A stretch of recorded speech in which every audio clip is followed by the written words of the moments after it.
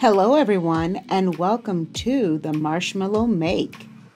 It's Miss Alicia and I'm inviting you to join me on my journey of my first time ever making candy. And yes, we're going to make candy without a thermometer because we're going to make a marshmallow cake. Yes, it's a marshmallow make cake. Enjoy! First, let's gather up our ingredients. Again, like I say in every video, make sure you pause the video and then go grab the ingredients. For this recipe, we're going to need granulated sugar, powdered sugar, corn syrup, cornstarch, and some kind of Baker's Joy spray butter that will help you get the marshmallow out of the pan. And then next up, we have chocolate chips because we're going to melt those chocolate chips to put a nice chocolatey glaze on our marshmallow cake.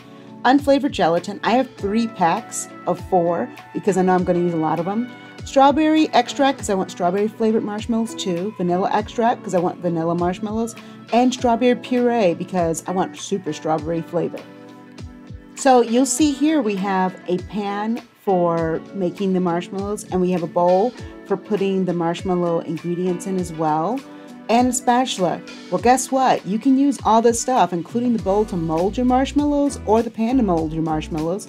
But I ended up doing something slightly different because, guess what, people? It was my first time making marshmallows and I screwed up. I'll explain as we go. That said, please watch this video completely before attempting this recipe. Okay, let's take a look at our ingredients. I strongly recommend you pre-measure all of your ingredients before you start cooking. And first up, we have sugar. And that's just coarse granulated sugar. You'll need 3/4 cup. And next up, we have cornstarch. Now I'm saying 1/4 cup for both the cornstarch and the powdered sugar that you see right there. But in reality, you don't need that much because you're going to be using butter spray. And then we come to the all-important ingredient, gelatin. Yes, we use 3 packets of gelatin for this. And a little bit of salt. You don't need a lot of it, maybe 1/8 of a teaspoon of salt. And I like a teaspoon of vanilla. And lastly, we're going to have 1/3 cup of corn syrup. That's light corn syrup. And we come to the mixers. I recommend you use a stand mixer. You can use a hand mixer for this, but you're going to need to have the mixer on for 10 minutes straight. And using a hand mixer with that makes it a lot more difficult. So I recommend a stand mixer. So let's get started by adding our gelatin packs to the mixer. Again, if you want a thicker, stronger marshmallow, add more packs, like 3 gelatin packs, or you can use the 2 like I did. And there I am faking pouring water in. I put in 1/4 cup of water plus a teaspoon of water because I was using a cut down version of this recipe where they want you to use 1/2 cup of water total for this. But half of that 1/2 cup goes into the boiling pot. The other half goes into the stand mixer. So 1/4 cup. But because I was using a little bit more gelatin, I wasn't sure. I also just threw a little teaspoon of water in there. Again, it's not really going to affect it that much. You really don't freak out about the amount of water. I learned the hard way that it doesn't care as long as you don't overindulge in water. Like put a cup of water in there, it'll be fine.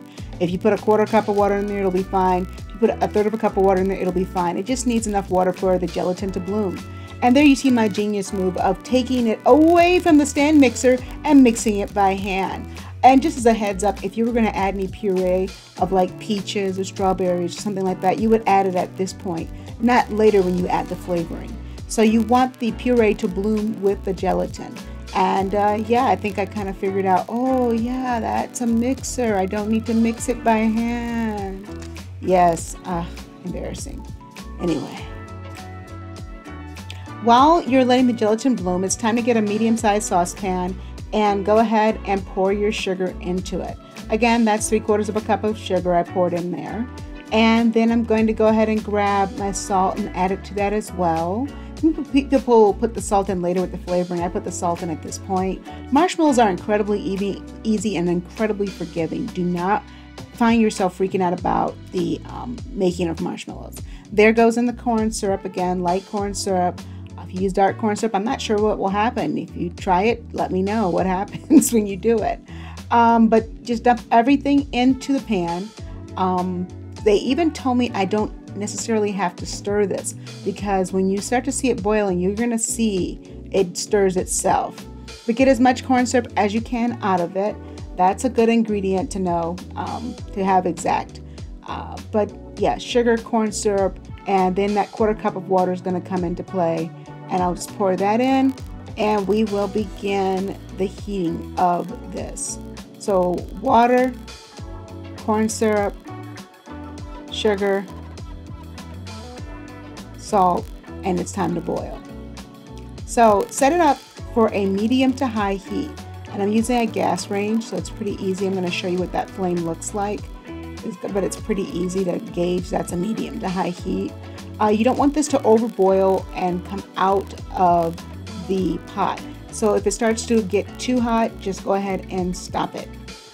So just turn down the temperature. Don't freak out about, oh no, it's overboiling. Just turn it down to medium or low. And don't do this. This was dumb. I did not read the directions carefully. I stirred. Do not stir. I repeat, do not stir this. It doesn't need to be stirred. I think this actually reduces the amount of marshmallow you get, because this became a batch that was smaller than anything else I created. Despite having changes in amounts of water and adding puree, only stirring actually reduced the amount of marshmallow I created. Now, some of you are wondering how we're going to make marshmallows without a candy thermometer. I'd like to take a minute to thank Borderlands Bakery and their YouTube channel for discussing this method.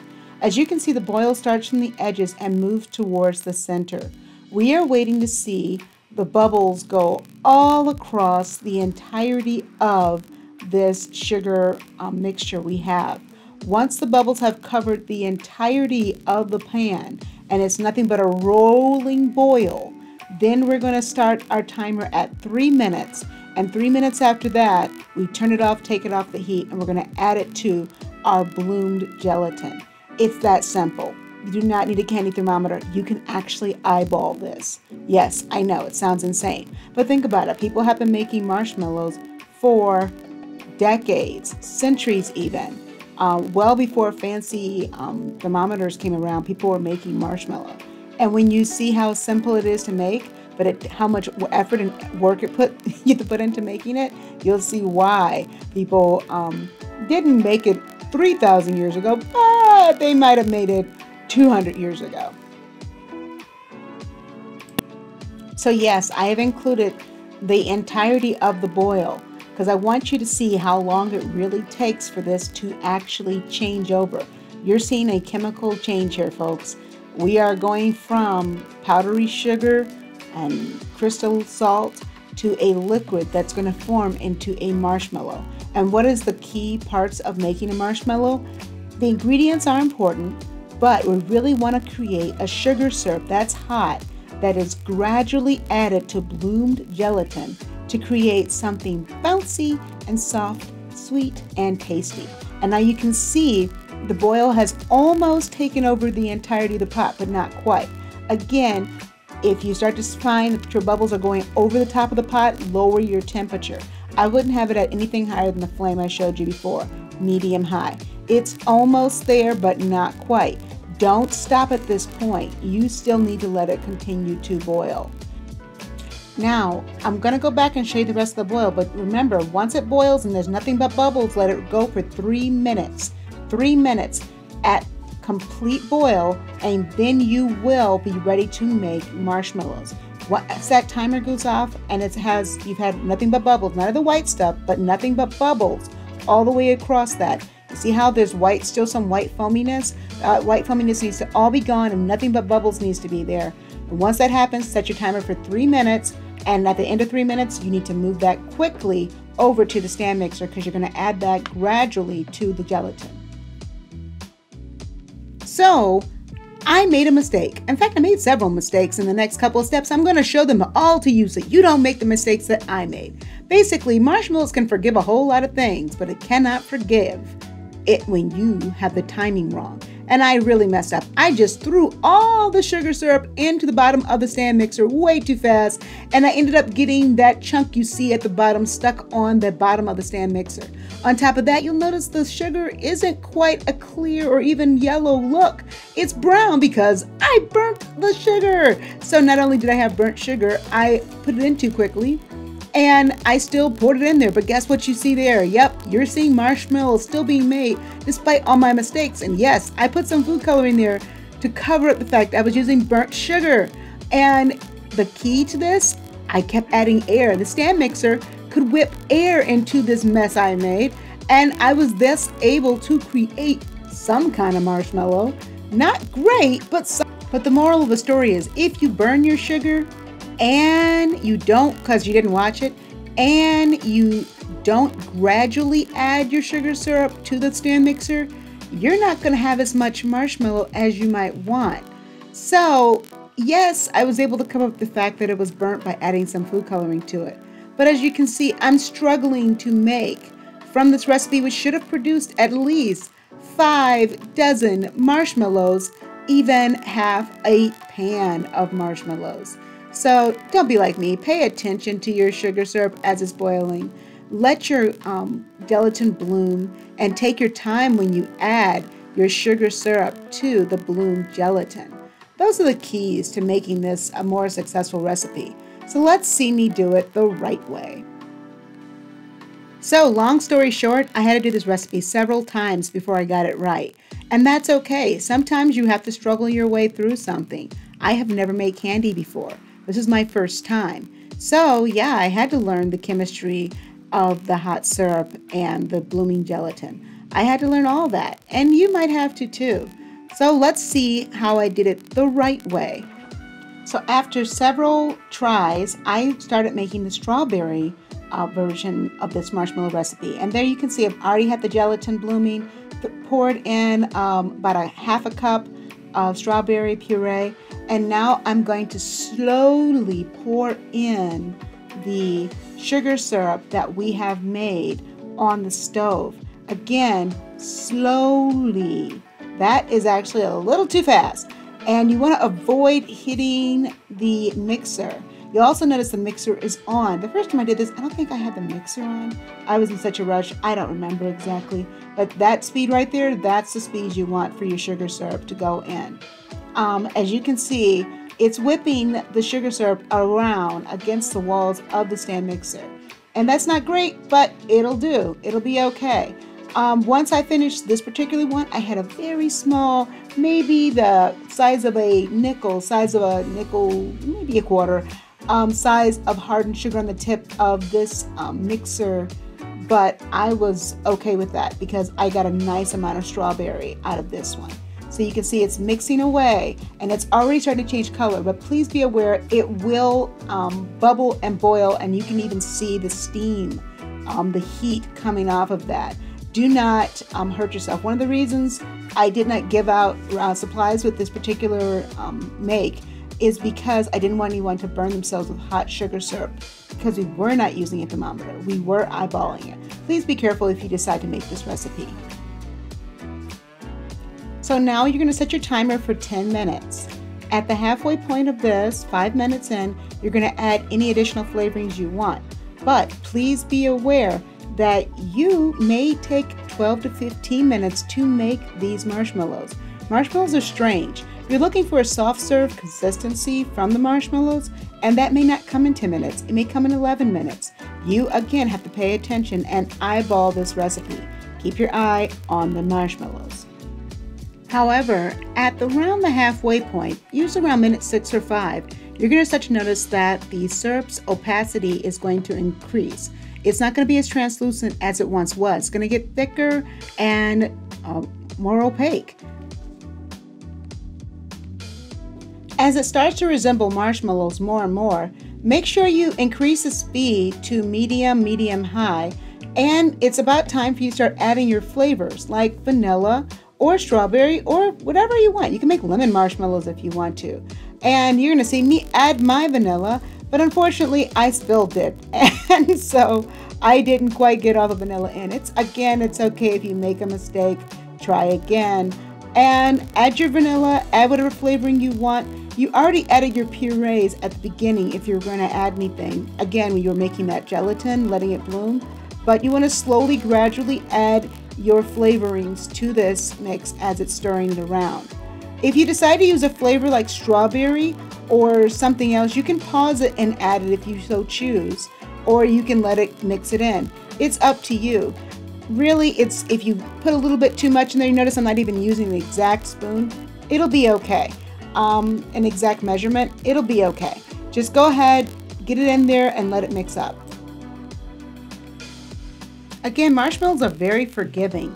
So once you start to see that opacity happening, you can start adding the colors you want. So this right here is actually strawberry, and I didn't think it was pink enough.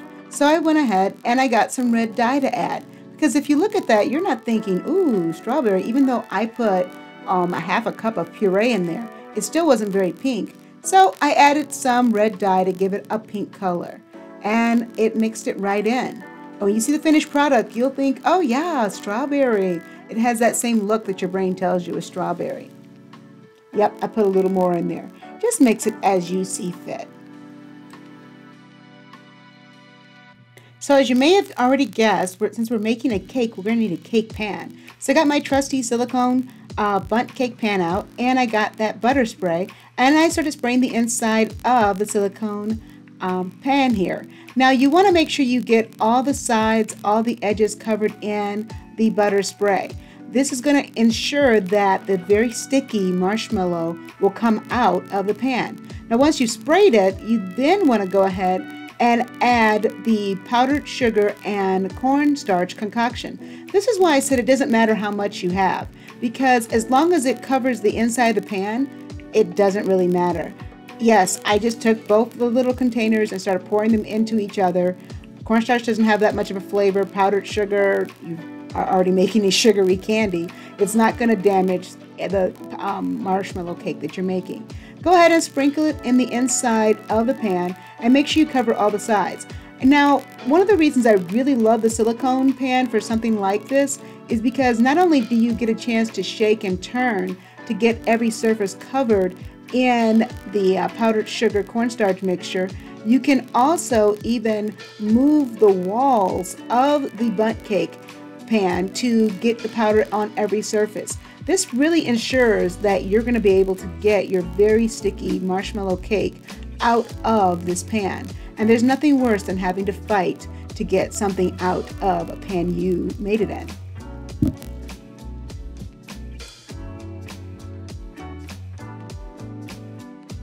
So after about 10 to 15 minutes in the stand mixer, you're going to notice that your marshmallows actually look like marshmallows. What you're looking for between that 10 to 15 minute period is to see a consistency like soft serve. You'll notice that I'm doing about a medium to medium high mixture because we're whipping air into sugar to create marshmallows. And when I think it has achieved a soft serve consistency, then I'm going to turn it off and get ready to spread it into my pan. Now, if you want to, you can put this into a piping bag and you can pipe out shapes. You can do whatever your heart desires to make your marshmallow creations. Now, this stand mixer was new to me and I had to fight with it. You may have to fight with yours too.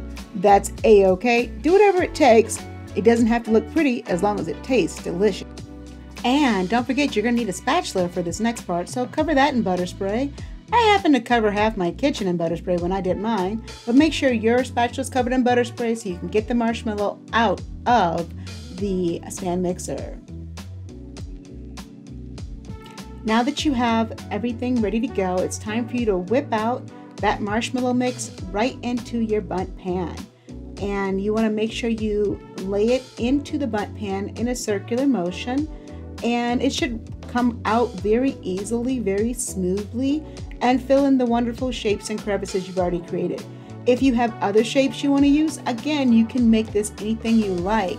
I chose a bundt cake pan because it would be the simplest shape and the largest one I could create to give you a real good feel of how you can make large confections from marshmallow. So I had a hard time keeping this in camera, but as you can see, the marshmallow looks good. It has that nice soft serve feel to it, and it is filling up the bundt can. I keep calling it can. It's a pan, folks. It's a silicone pan. I know what it is.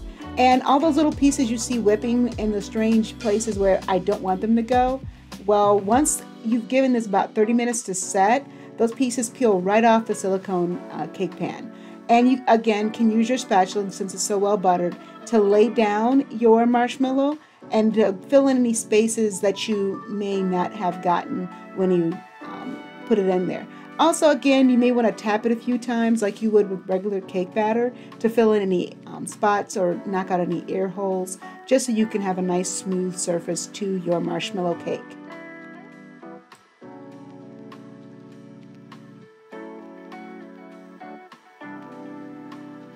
So after letting that layer rest for at least 30 minutes, you can add your next layer of marshmallow. And it'll probably take you about 30 minutes to make another layer of marshmallow. And here you see we're putting our strawberry layer in next. You'll also have noticed that I re-buttered the spatula because every time you use it, you want to make sure it is not sticking to the marshmallow that you're putting out there. So go ahead and start spooning it out into your cake pan. You'll also notice that I made sure the sides of the cake pan were sugar powdered, you know, with the cornstarch powdered sugar mixture all the way up the sides, because I want to make sure this comes out very smoothly. Now, once you've made all these layers, you're going to let this rest overnight, at least 8 to 10 hours for a complete set to take place. And just like you would with a cake batter, shake it, push the sides against the batter to make sure every little air hole is eliminated, to pick off any little stray bits that have already dried from the previous layer, and you're going to have a very good looking cake. As you will see as I click my fingers, you're going to be in the magical land of 8 hours in the future, and you'll see a beautiful cake in a few seconds. Oh, and I almost forgot, you got to cover it with a saran wrap that has been well oiled. Even I put my saran wrap on wrong. Had to grab the old trusty butter spray and start spraying, again, half my kitchen, plus this plastic wrap that I was going to then place over the marshmallow confection that we have created. So once I've sprayed it enough times and it's nice and buttery, it will go on top of the marshmallow cake, and it will allow us to keep it from having any funny refrigerator flavors. And we're putting it in the refrigerator so it sets up really nice and has a very firm texture and will cut easily.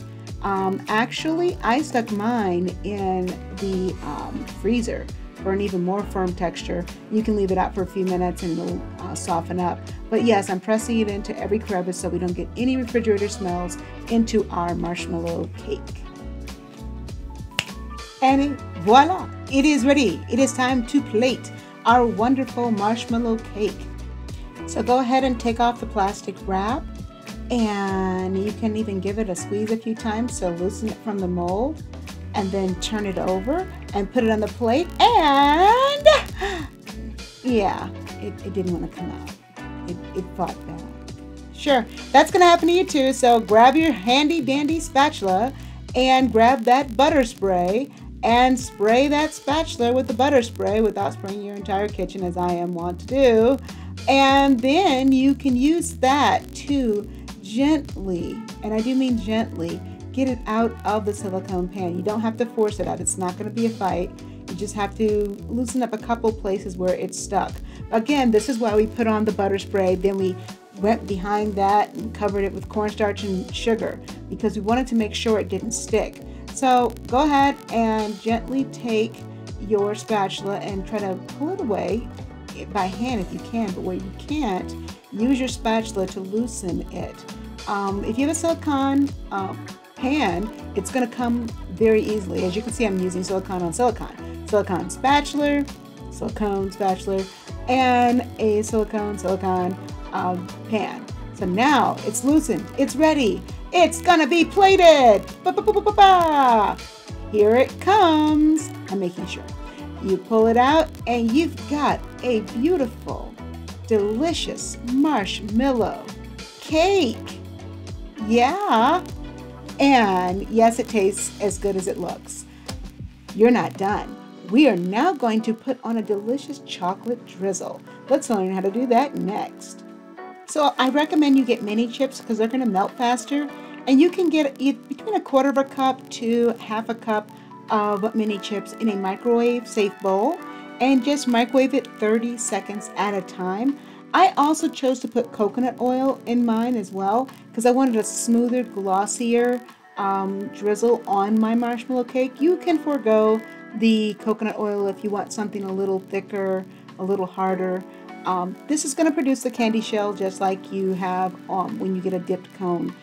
It's quite delicious, and it's very simple. Again, 30 seconds in the microwave, and as you microwave it, after 30 seconds, check it, see if it's smooth. If it's not smooth, give it 30 more seconds, and keep going.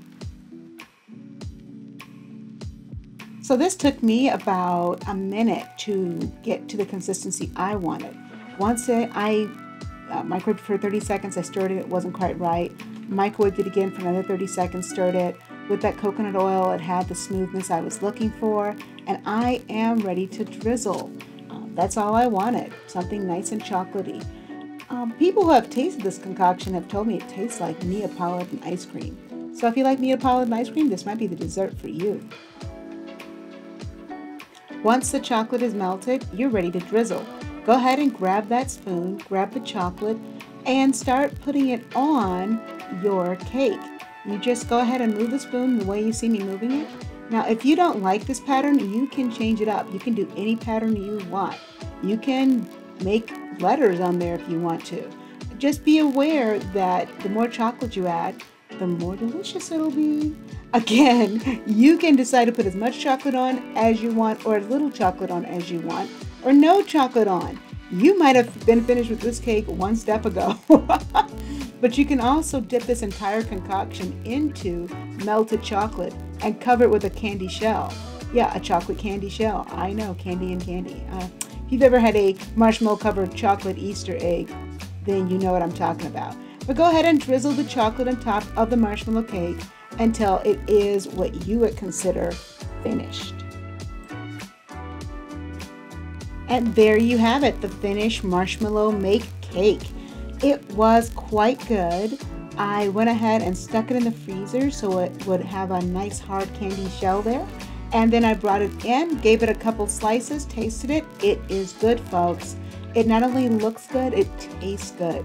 So I'm glad you have joined me on this journey through my first candy making experience without a candy thermometer. And I sincerely hope that you have a chance to make something this delicious in your home. It was a great adventure. It was a delicious adventure. And thank you so much for enjoying this with me. We're so glad that you're watching this video. Please don't forget to like and subscribe, and have a great day. This is Miss Alicia signing off. Bye-bye.